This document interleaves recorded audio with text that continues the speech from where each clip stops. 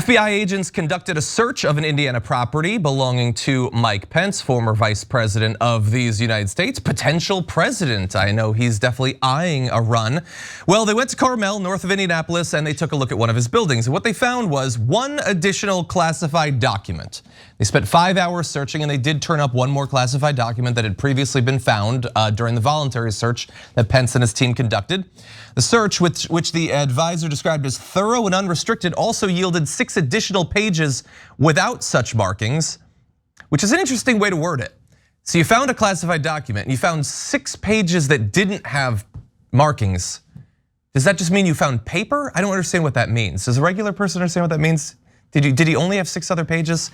Anyway, the Pences weren't there. They were traveling at the time, and bear in mind that while we're gonna be focusing on the additional document that was found, the subpoena that was put forward by the special counsel this week is not just about this search. Okay, so we're also gonna get into what could potentially come up during testimony. He wants him to come in, by the way, to speak about what happened on January 6th, according to a source inside the special counsel's office.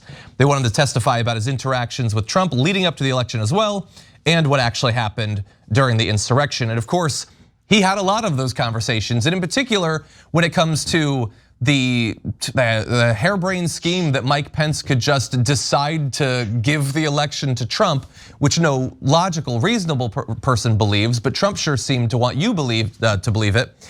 That is something that Pence could definitely speak to. Whether he will actually do so is a totally different question, because he is known as a hawk on executive privilege, which is a nice way of saying he doesn't feel like he should be accountable to anyone. I don't know why we word things in a way that protects elites. He doesn't care about you little people and your concerns about the excesses of power in the executive branch. In any event, the most important takeaway from this is that there was one additional document. There will be searches of other properties, but David, what do you make of this? Does this really change the scandal for Mike Pence or for Biden and Trump, who are facing their own document scandals? I think the most interesting thing about all of this is that Mike Pence, who wrote a book that basically nobody read, well, the one person who did read it, the special counsel's office, and this might be their way around executive privilege, because if Mike Pence is talking about some of these events as he does in his book, then he can no longer claim executive privilege over these same conversations which are in his book. So there he goes for his own edification. He writes a book, nobody reads it, but now because of the book, he's not gonna be able to assert executive privilege on some of these conversations. That is classic Mike Pence.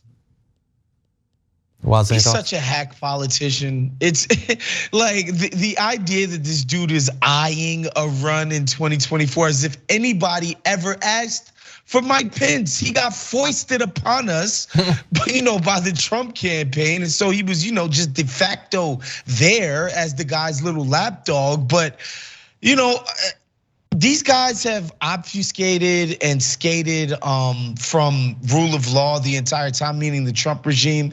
And more importantly, why I think he's really safe is that his opposition being the Democrats, Joe Biden already being caught red-handed with classified docs himself, is all you need to know about how far this is actually gonna go, because they're not gonna do it to Joe. So, you can't have it both ways. And that's always the answer for everything. It's like, oh yeah, we did it too, but Joe's is probably a little bit better, or they don't have the moral ground here. And so I don't think anything's gonna happen to Pence because of that.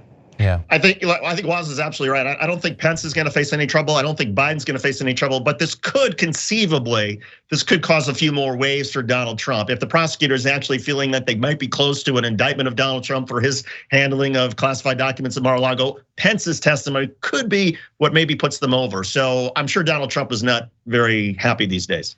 So I actually want to ask a follow-up about that, because that's kind of interesting. Look, Pence, as Waz says, it seems ridiculous that he thinks that he could win. Man, some people just cannot see themselves. Google Ted Cruz. But so he wants to run, and obviously his chances would improve quite a bit were Trump not to run. And if Trump were in jail, theoretically Trump's chances of running would go down at least a little bit. So there would seem to be an incentive for Mike Pence to reveal what he knows, which is that Trump tried to initiate a coup, and reveal all of that. The aides are seeming to imply, and maybe this is just PR in advance of it, that he doesn't want to, he's gonna have whole areas that he walls off. And in fact, a judge might have to force him to reveal what he knows when it comes to the 2020 election and January 6th. It's also possible that he is genuinely worried that were he to reveal these sorts of things and Trump were to talk about that, it could poison the well amongst MAGA voters against Pence. If they feel like Pence is like a turncloak, then maybe that could ruin him. So I'm curious how both of you think Pence will manage this complex social situation around the testimony that he might be obligated to give. He's gonna fold. He's gonna default he's gonna default to backing Donald Trump, right? And the thing is, backing Donald Trump tends to like get you off, get you to skate when he's in power anyway. I just don't see any scenario where this guy turns on Donald Trump. And like Mike Pence is just a career politician. He doesn't know any other way. The idea that this guy would show any level of bravery or spine or any of that, and that's a great picture, by the way. Like that, just I have a hard time envisioning that. I don't know about you guys.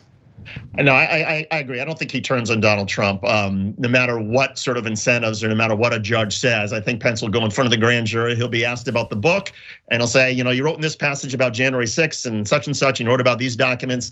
And I'll say, I don't really remember, that was ghostwritten. Or I had an author who wrote the book for me, and I can't really recall what this was all about. I think he'll punt, and that'll be annoying and frustrating to the courts and to the prosecutors and the grand jury. But I think Waz is right. There's no way I think Mike Pence turns on Donald Trump, and he's gonna make it clear, oh, by the way, that he's not gonna turn on Donald Trump, because he knows that as crazy as the Republican primaries may be, Donald Trump is still a tour de force. And Pence, if he's gonna have any shot, needs to have Donald Trump essentially out of the race, but without Mike Pence's fingerprints on it. And his fingerprints will be all over it if Donald Trump in fact gets indicted. Yeah, that seems to be the only path, and that is a narrow one. And that would still leave him having to deal with DeSantis.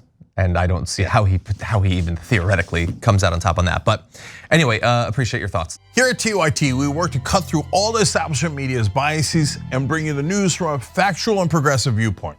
Now allow me to introduce you to Ground News, a new tool that you can use to stay informed on what's really going on around the world. Ground News doesn't just bring you the information, it also provides you with an easy to use rating system that measures each article's political leanings, factuality, and gives you complete transparency on who owns the news that you're reading. Like today, I was on their site and I saw an article about some improvements in the ozone layer. And I was a little skeptical because good news about the climate is pretty rare these days. But with over 100 sources originating from an even spread of news organizations, I was confident that what I was reading was true. So score one for Earth. So get the whole picture and break through the corporate media agenda by subscribing to Ground News today.